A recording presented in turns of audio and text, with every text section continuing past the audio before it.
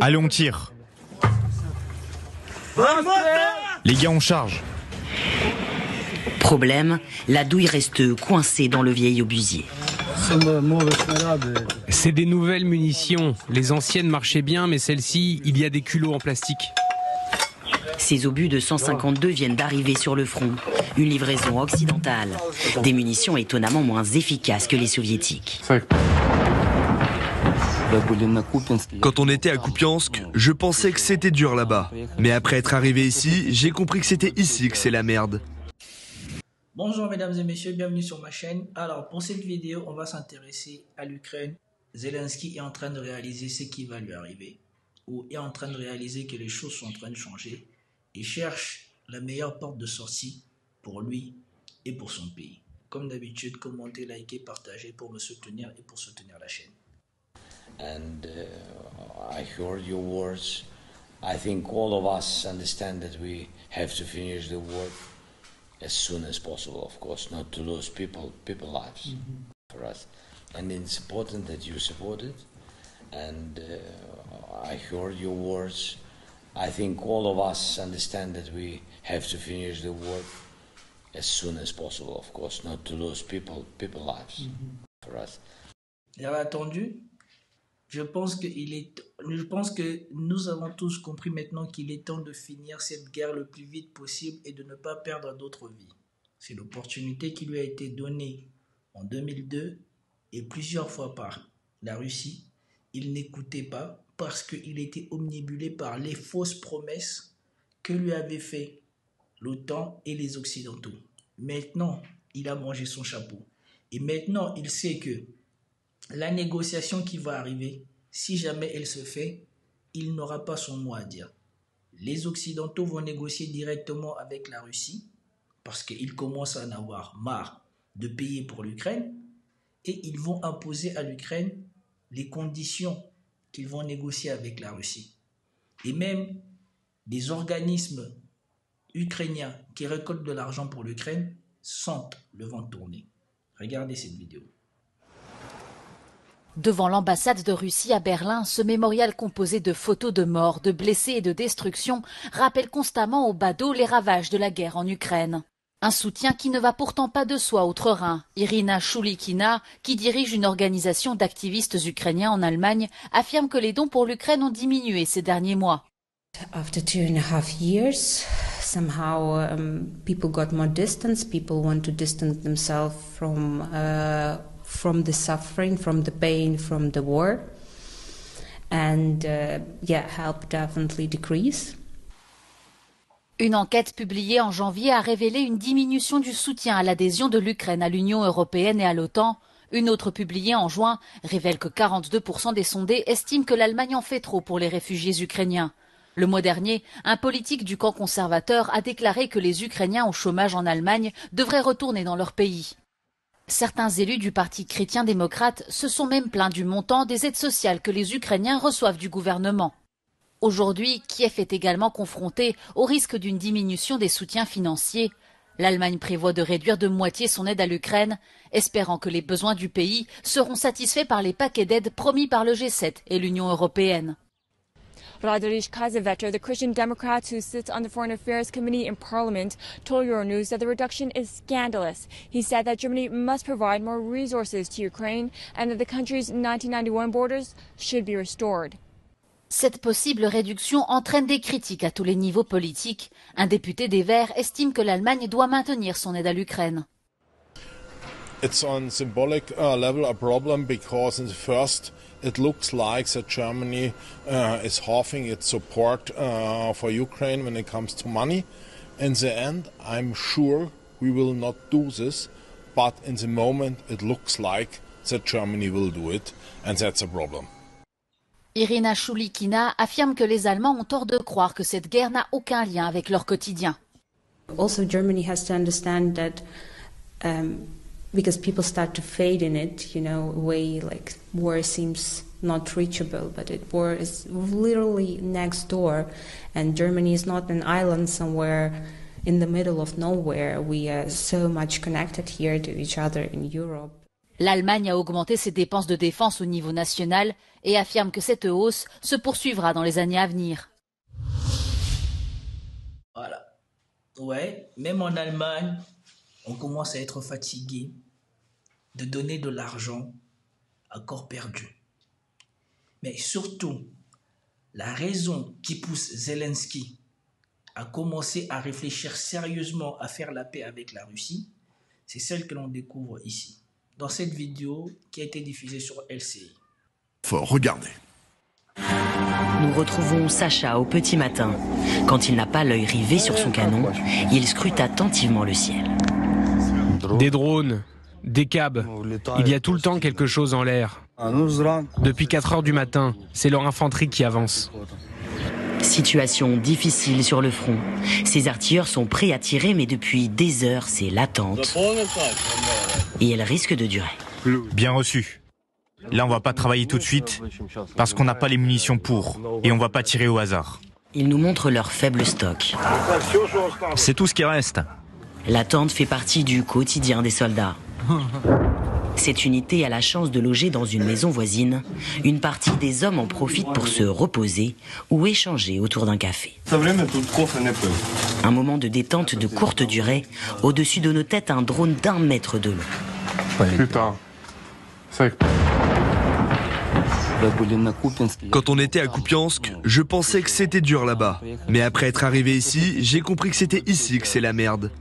Ces hommes ont été appelés en renfort il y a 12 jours, alors qu'ils étaient en repos. Une fois de plus, la faute au manque d'hommes. Qu'est-ce que vous voulez? Les jeunes ne veulent pas y aller. Ils sont tous normalement constitués, mais ce sont des lâches. Des drones russes continuent de survoler la zone. Un appui tactique pour l'ennemi qui en profite pour déplacer ses hommes. Alors malgré les risques, il faut se préparer à frapper. Une munition, ordre de tirer. Une unité russe a découvert et repéré, il faut faire vite. Allez, on tire. Les gars, on charge. Problème, la douille reste coincée dans le vieil obusier. C'est des nouvelles munitions. Les anciennes marchaient bien, mais celles-ci, il y a des culots en plastique. Ces obus de 152 viennent d'arriver sur le front. Une livraison occidentale. Des munitions étonnamment moins efficaces que les soviétiques. Direction, le centre de commandement. Il y a des cabs en l'air et un drone Zala. Cela fait 15 jours que les Russes grignotent du terrain. Le commandant reconnaît à demi-mot des erreurs. Des positions tenues depuis 2014 ont été perdues lors de rotations. Quand les nouvelles unités arrivent, elles ne connaissent pas bien la région. Elles n'ont pas toujours toutes les informations pour mener à bien leur tâche et l'ennemi en profite. Sur ces images de drones, la ville de Toretsk, constamment bombardée. Les Russes ne sont plus qu'à 4 km de la ville. Vous avez vu dans ce reportage de Claire Cambier, c'est extraordinaire, l'histoire des munitions qui ne vont pas avec les vieux canons soviétiques parce que c'est de la fabrication occidentale et donc ça reste bloqué dans le fût. Enfin, c'est absolument extraordinaire. Claire Cambier, vous êtes en... Voilà. Voilà la réalité. La bouche des Occidentaux pour parler et pour se croire meilleur que tout le monde est en train de tourner à la farce sur le terrain même de la guerre. Alors que la Russie produit plus de munitions que jamais, ils ont fait la bouche, ils ont fait croire à l'Ukraine qu'ils allaient lui fournir de quoi se battre contre la Russie. Ils ne sont même pas capables de lui fournir des obus qui marchent bien avec le matériel qu'ils possèdent. Pourquoi? Parce qu'une partie de la fabrication est en plastique. Donc même le savoir-faire a quitté l'Occident.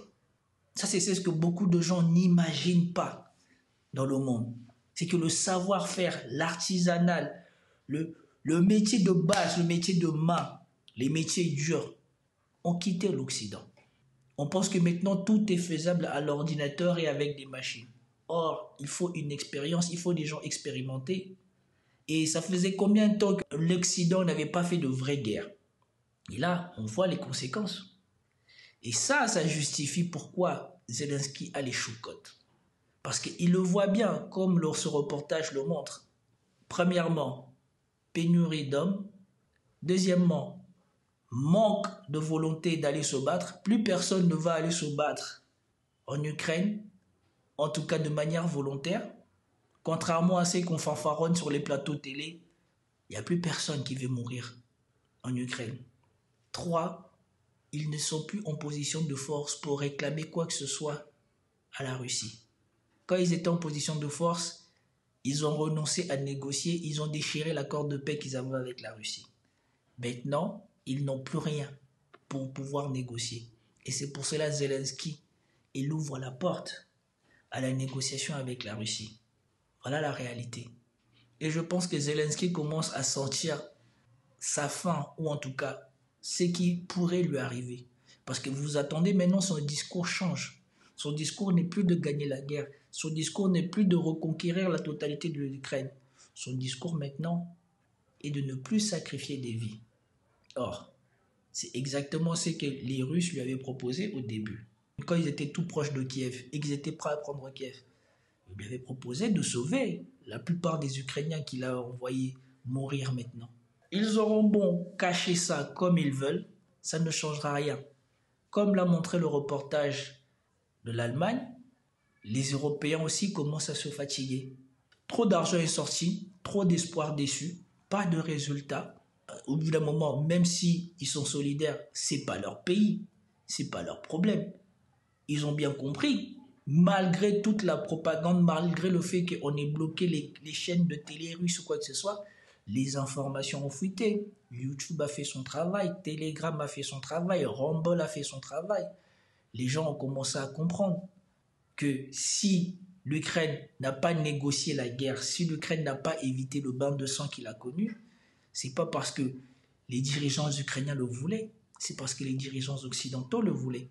Et maintenant que le principal fournisseur d'armes va peut-être changer d'avis, parce que ça s'annonce mal pour le camp démocrate, et qu'en interne, il n'y a plus personne qui va aller se battre, eh ben, l'équation mathématique est simple. Même avec les armes, il n'y aura pas assez d'hommes. Même avec les hommes, il y aura peut-être plus d'armes. Donc, vaut mieux sauver sa peau maintenant. Mais je ne pense pas que la plupart des gens qui sont sacrifiés, et surtout la plupart de ceux qui sont au front, en rentrant, vont laisser Zelensky s'en sortir comme il pense pouvoir le faire. Parce que rappelons-le ici, ce pays avant la guerre était l'un des pays les plus corrompus et les plus dangereux d'Europe. Où la plupart de ces gens qui sont partis souffrir au front en rentrant risquent de réserver des surprises à Zelensky. Et je pense que lui, il le sent. Et toutes les personnes qui sont comme lui, qui ont sacrifié toutes ces personnes, le sentent. Moi, je ne serais pas étonné, au moment où il y aura la signature des accords de paix, Zelensky parte de l'Ukraine. Je ne serais pas étonné de cela. Mais tout est possible. Il peut aussi, grâce à l'argent qu'il a amassé, se constituer une armée, une protection XXL pour lui et sa famille et pouvoir rester en Ukraine. On ne sait jamais. Toujours est-il que voilà les résultats. Le vent a tourné, ils le savent. Maintenant, ils commencent à plier les chines. Même si de temps en temps, ils font le malin en disant que voilà, ils sont prêts à négocier, mais ils attendent que la Russie soit de bonne foi. La Russie a été de bonne foi à 2 fois. La Russie a été de bonne foi avec le premier accord de paix. La Russie a été de bonne foi avec l'accord sur le céréales. Et les 2 accords ont été torpillés par les Occidentaux. En tout cas, c'était tout pour cette vidéo. J'espère que vous avez apprécié. Si vous avez apprécié, commentez, likez, partagez. Et je vous dis à plus tard. Peace out.